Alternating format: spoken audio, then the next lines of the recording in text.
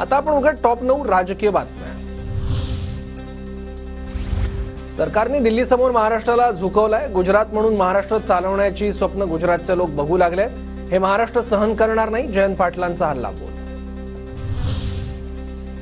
मुख्यमंत्री पदाबाबत आमच्या कोणताही वाद नाही, मबियातच सीएम पदाबाबत वाद सुरू, बावनकुळेंचा दावा। तर सर्वजण फडणवीसांना टार्गेट करतायत। चंद्रशेखर बावनकुळेंचा विरोधकांवर जोरदार निशाणा। उलट्या कशा होतील, मी तर परफ्यूम मारून जातो, तानाजी सावंतांच्या वक्तव्यावर भुजबळांचं प्रत्युत्तर। तर पक्ष खड्ड्यात जातो आणि महायुती कमजोर होते, तानाजी सावंतांच्या वक्तव्यावर फडणवीसांची प्रतिक्रिया। नारायण राणे आमच्यावर टीका करण्यासाठी वेगवेगळ्या पक्षात पगारावर काम करतात। आदित्य ठाकरेंची राणे कुटुंबावर टीका। लोकांना उत्तरं द्यायची नसतात, कारण जनता त्यांना उत्तर देत असते आणि काय आपण त्यांच्या तोंडी लागलं की आपली पातळी तेवढी खालती जाते, म्हणून मी त्यांना उत्तर देतच नाही। त्यांना गेले 16-17 वर्ष पगार आमच्यावरच बोलायला मिळतं वेगळ्या वेगळ्या पक्षाकडून। ठीक आहे, त्यांचं चालू राहू दे इन्कम।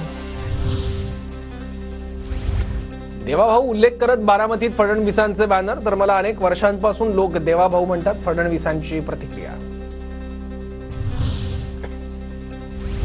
पुढची कॅबिनेट घेऊ नये, नाहीतर एकमेकांचे कपडे फाडतील, विजय वडेट्टीवारांची टीका।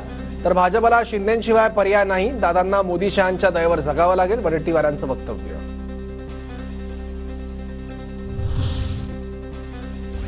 मी 100% वरळीतूनच लढणार आहे, वरळीतून मला खूप प्रेम आणि आशीर्वाद मिळाला, आदित्य ठाकरेंची प्रतिक्रिया। विधान परिषदेच्या जागेसंदर्भात महायुतीत किंवा पक्षात चर्चा झाली नाही, रुपाली चाकणकर आणि रुपाली पाटलांच्या वादावर सुनील तटकरेंची प्रतिक्रिया।